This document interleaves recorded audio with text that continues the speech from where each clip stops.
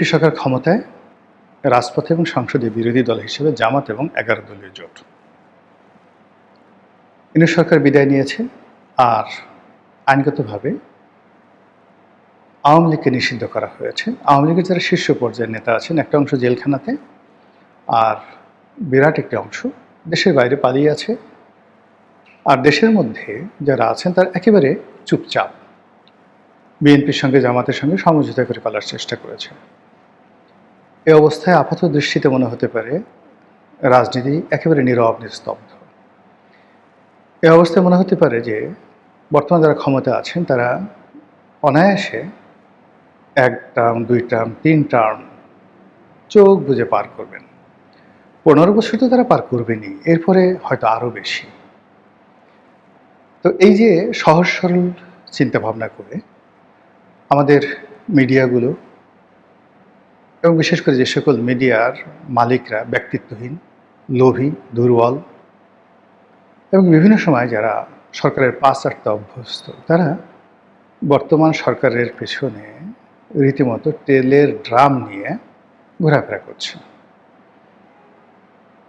জামাতের আমির বা জামাতের সভাপতি তিনি খুব ভালো একটা কথা বলছেন যে সারা বাংলাদেশে তেলের মহাসংকট, কিন্তু মাশাল্লাহ, উনি মাশাল্লাহ বললেন, আমি বললাম মাশাল্লাহ, পার্লামেন্টের মধ্যে তেলের কোনো সমস্যা নেই। সেখানে সংসদ নেতা বা প্রধানমন্ত্রী তাকে উদ্দেশ্য করে দলের নেতাকর্মী, তার বাইরে যে সকল অন্য দল থেকে এসেছেন, তারা যেভাবে তেলের বন্যা ছুটিয়ে দিয়েছে, ওই তেলের কিছু অংশ যদি পেট্রোল পাম্পগুলোতে আসতো, আগামী 20-25 বছর আমাদের আসলে তেল আমদানি করতে হতো না। এরকম অবস্থা চলছে। সবসময় আমাদের দেশে ক্ষমতাকে কেন্দ্র করে মানুষ তেলবাজি করে। ক্ষমতাধরদের সাথে কখনই মানুষ কন্ট্রাডিকশন, কনফ্লিক্টে যায় না। কিন্তু গত 2 মাসে আমরা আমাদের বাঙালি যে চরিত্র, সেই চরিত্রের মধ্যে যে নতজান হওয়ার প্রবণতা, কাজ করার পরিবর্তে পা চাটার যে সক্ষমতা, এবং নিজে জানা, তার চেয়ে বড় কিছু সেই অভিনয় করে দেখানোর যে পারঙ্গমতা, সেটা আমরা যা দেখছি, তাতে করে ভবিষ্যৎ সম্পর্কে হতাশ না হয়ে কোনো উপায় নেই।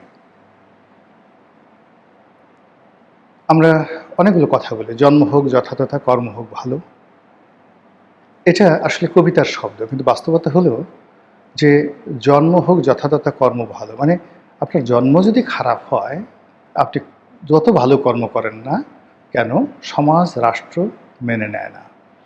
এমনকি যে ভালো কর্ম করে তার মধ্যেও আপনি কখনো আত্মতৃপ্তি দেখতে পাবেন না। এই পৃথিবীর একজন মহামানব দেখাতে পারবেন না যেখানে বেশ্যাপুত্র, এই পৃথিবীতে একজন ধার্মিক ব্যক্তি দেখাতে পারবেন না, মসজিদ ইমামের খতিব, হুজুর, আল্লামা দেখাতে পারবেন না যেখানে জারজ, কোনো জারজ হিসেবে জন্মগ্রহণ করেছেন কিন্তু সে অলি আল্লাহ হয়ে গেছেন, দেখাতে পারবেন না। এই পৃথিবীতে একজন লোক দেখাতে পারবেন না যে বিদ্যা নেই, বংশ নেই, কিন্তু দারিদ্রতা থেকে, বংশহীন অবস্থা থেকে এসেও তিনি অভিজাত সম্প্রদায়ের উপর খবরদারি করেছেন। অভিজাত সম্প্রদায় তাকে মাথার মুকুটে পরিণত করেছেন এবং তাকে তাদের প্রতিভূ বানিয়েছেন। কখনো না, 1000 বছর এই ঘটনা কখনো ঘটেনি। সেই যে রামায়ণ,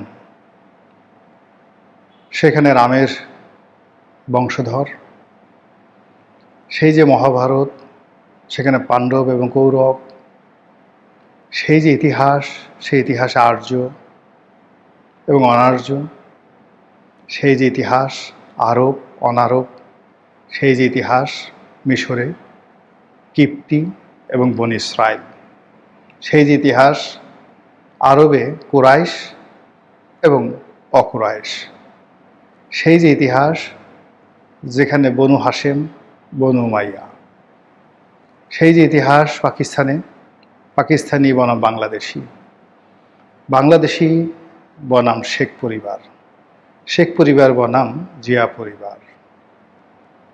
এর বাইরে যেতে পেরেছেন এখন পর্যন্ত? কাজে শুধু বললে হবে না জন্ম হোক যথাতথা, কর্ম হোক ভালো। আমাদের বক্তব্য হলো জন্মও ভালো হতে হবে, কর্মও ভালো হতে হবে, দুটোই ভালো হতে হবে। এটা না হলে সম্ভব নয়। যা বলছিলাম, রাজনীতিতে এখন আপাত দৃষ্টিতে সবকিছু শুনশান মনে হচ্ছে, কিন্তু পর্দার আড়ালে ভয়ঙ্কর বিষ মাখা ছুরি নিয়ে কত যে আততায়ী আমাদের চারিদিকে ঘুরে বেড়াচ্ছে। বিশ্বজাহানের মালিক মহান আল্লাহ রাব্বুল আলামিন ছাড়া আর কেউ জানে না কেন। কারণ হলো ওই যে দেখুন, একটা নির্বাচন হয়েছে 2026 সনে, ত্রয়োদশ জাতীয় সংসদ নির্বাচন। সেই নির্বাচনের দুর্গন্ধ, নির্বাচনের আবর্জনা ক্রমশ বের হচ্ছে। যারা সরকারি দল তারা বিরোধী দলকে সম্মান করছে না, যারা বিরোধী দল তারা সরকারকে সম্মান করছে না। বলার চেষ্টা করছে একে অপরকে, উভয় পক্ষে বলছে তোমরা এসেছো ইঞ্জিনিয়ারিং করে, ভোটের ফলাফলকে ম্যানিপুলেট করে। ফলে কি হলো, এই সরকার এবং বিরোধী দল তাদের যে অভিষেকটা, তাদের যে জন্ম, এটি স্বাভাবিক প্রক্রিয়ায় হয়েছে বলে তারা নিজেরাই স্বীকার করছে না। তারা বলছে না যে আমরা একটা গণতান্ত্রিক পরিবেশে সম্পূর্ণ সুষ্ঠু এবং নিরপেক্ষ ভোটে বিরোধী দল হয়েছি এবং সরকারি দল হয়েছি। এই আত্মবিশ্বাস তাদের মধ্যে নেই। তারা বলার চেষ্টা করছেন যে সমঝোতা হয়েছে। কেউ বলছেন ট্রফি ডক্টর মোহাম্মদ ইউনূস লন্ডনে গিয়ে তারেক রহমান সাহেবের কাছে দিয়ে আসছেন। অর্থ কি? আপনারা ট্রফি বুঝেন? ট্রফি অর্থ আপনি যে জয়লাভ করেছেন, জয়লাভ করার পরে যে আপনাকে একটা পুরস্কার দেওয়া হয়, শিল্ড দেওয়া হয়, কাপ দেওয়া হয়, এটাকে বলা হয় ট্রফি, যে ইউ হ্যাভ উইন্ড। সরকারি দল থেকে বলা হচ্ছে যে তারেক রহমান সাহেব যে উইন করেছেন বা উইন করবেন, এটা ট্রফি জনাব ডক্টর মোহাম্মদ ইউনূস তিনি লন্ডনে গিয়ে তারেক রহমান সাহেবের হাতে দিয়ে এসেছেন। বোঝার চেষ্টা করুন বিরোধী দল তাহলে কি বলবে। বিরোধী দল যদি বলে একটা সাজানো পাতানো নির্বাচনে এই সরকার ক্ষমতায় আসছে, আপনি কি বলবেন বলেন? আপনাদের লোকে তো এই সেম কথাগুলো বলছে। আবার সরকার দল বলছে যে এই যে বিরোধী দল ৭৮টা সিট পেল, এটা তো চারটিখানি কথা নয়, এটা ইঞ্জিনিয়ারিং হয়েছে, তাদেরকে এভাবে আনা হয়েছে, কারা এনেছে, কি এনেছে। কিংবা ওই যে নির্বাচন পূর্ব স্লোগান, কোনো দিল্লি নয়, পিন্ডি নয়, ঢাকা ঢাকা ঢাকা, দেশ দেশ দেশ। কিন্তু এখন তো দিল্লি পিন্ডি দৌড়দৌড়ি করতে করতে যান বের হয়ে যাচ্ছে।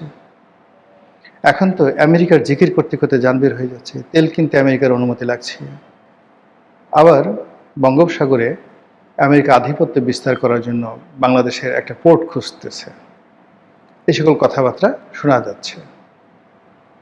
আমাদের যে বিমানবন্দরের যে তৃতীয় থার্ড টার্মিনাল, কত 12,000 না 15,000 কোটি টাকা খরচ করে বানানো হয়েছে, এটা হ্যান্ডেলিংয়ের জন্য বিদেশকে দিয়ে দেওয়া হচ্ছে। চট্টগ্রাম বন্দর ডক্টর মোহাম্মদ ইউনূস দিয়ে গেছেন। তারপর আমেরিকা থেকে প্লেন আনার জন্য চুক্তি করে গেছেন এবং সরকারকে, বর্তমান সরকার সেটা করতে হবে। তো এইগুলো একটার সঙ্গে আর একটা কন্ট্রাডিক্ট করছে, কনফ্লিক্ট করছে। কেউ কাউকে বিশ্বাস করতে পারছে না, কেউ কাউকে আস্থা আনতে পারছে না, আর কেউ বুকে হাত দিয়ে দেশপ্রেম, মুক্তিযুদ্ধ, এ সকল যে সকল কথা, আদর্শিক যে কথাবার্তা আছে, বুকে হাত দিয়ে সেই আদর্শের উপরে কেউ দাঁড়িয়ে থাকতে পারছে না। ফলে আমরা রাজনীতির ময়দানে এমন কিছু শুনছি যেগুলো শোনা উচিত নয়, এমন কিছু আশঙ্কা করছি যেগুলো আমাদের আশঙ্কা করা উচিত নয়, বা এমন ভয় আমাদেরকে তাড়া করছে যেটি আমাদের জীবন জীবিকার পথকে রীতিমতো স্তব্ধ করে দিচ্ছে।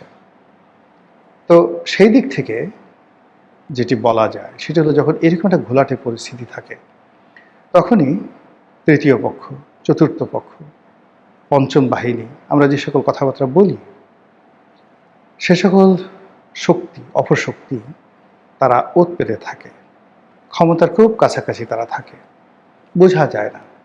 আপনি একাগারের কথা চিন্তা করুন, যেখানে বলা হচ্ছে মঈনুদ্দিন, ফখরুদ্দিন, মাসুদউদ্দিন, ওনারা সবাই জিয়া পরিবারের ঘনিষ্ঠজন ছিলেন। প্রধানমন্ত্রী বেগম জিয়ার খুবই বিশ্বস্ত ছিলেন, তারেক রহমান সাহেবের বিশ্বস্ত ছিলেন, তারাই কিন্তু সরকারকে উচ্ছেদ করেছে। আবার ধরুন শেখ হাসিনার যারা খুবই বিশ্বস্ত লোকজন ছিলেন, এই বিশ্বস্ত লোকজন যারা এখন জেলে আছেন, জেলের বাইরে আছেন, তাদের একটা বিরাট অংশ তারা আমেরিকার ডিপ স্টেটের কাছে বিক্রি হয়ে গেছেন। ফলে একদিকে তারা শেখ হাসিনার সাথে বৈঠক করেছেন, পুরো কথা আমেরিকাকে জানিয়ে দিয়েছেন। আবার রাষ্ট্রের অন্যান্য যে শক্তির যে এককগুলো আছে সেখানে তারা কথাবার্তা বলেছেন এবং শেষ মুহূর্তে শেখ হাসিনার সঙ্গে বেইমানি করেছেন। It is now open secret. Sheikh হাসিনার ভাগ্য ভালো যে বিষ মাখানো ছুরি দ্বারা তিনি আহত হননি, তিনি নিহত হননি, কিংবা জনরোষে তিনি জনগণের পদদলিত হয়ে প্রাণ হারাননি। কিন্তু যে প্ল্যান তাকে নিয়েছিল সেই প্ল্যান যদি বাস্তবায়ন হতো, বাংলাদেশ আর একটা রক্তাক্ত অধ্যায় দেখা যেত। যেটা বলছিলাম, সেই যে শেখ হাসিনার পতন, ইউনূস সাহেবের পতন, নতুন সরকারের অভিষেক হওয়ার 2 মাসের মাথায় আবার এনসিপি বলছে, জামাত বলছে তারা আরেকটি আন্দোলন করবে, আরেকটি গণ অভ্যুত্থান ঘটাবে, তারা নতুন ফ্যাসিবাদকে দেখতে পাচ্ছে। সরকার বলছে সাবেক ফ্যাসিবাদের ভূত শেখ হাসিনার ভূত জামাতের উপর ভর করেছে। এরকম যখন কাদা ছোড়াছুড়ি হচ্ছে, তখন এই কাদার দাপটে আমাদের অনেকের চোখ বন্ধ হয়ে যাচ্ছে, অনেকের নিঃশ্বাস বন্ধ হয়ে যাচ্ছে, শরীরে কাদা লাগার কারণে আমাদের চেহারা বিকৃত হয়ে যাচ্ছে, আমরা কেউ কাউকে চিনতে পারছি না। ঠিক সেই অবস্থায় কে যে কখন আমাদের পিছন দিক থেকে হঠাৎ করে এসে ছুরি মেরে দিবে আমরা বলতেও পারবো না। হঠাৎ করে দেখব কিল্লা ফতে। মহান আল্লাহ আমাদের সবাইকে হেদায়েত দান করুন, হেফাজত করুন। আসসালামু আলাইকুম ওয়া রাহমাতুল্লাহি ওয়া বারাকাতুহু।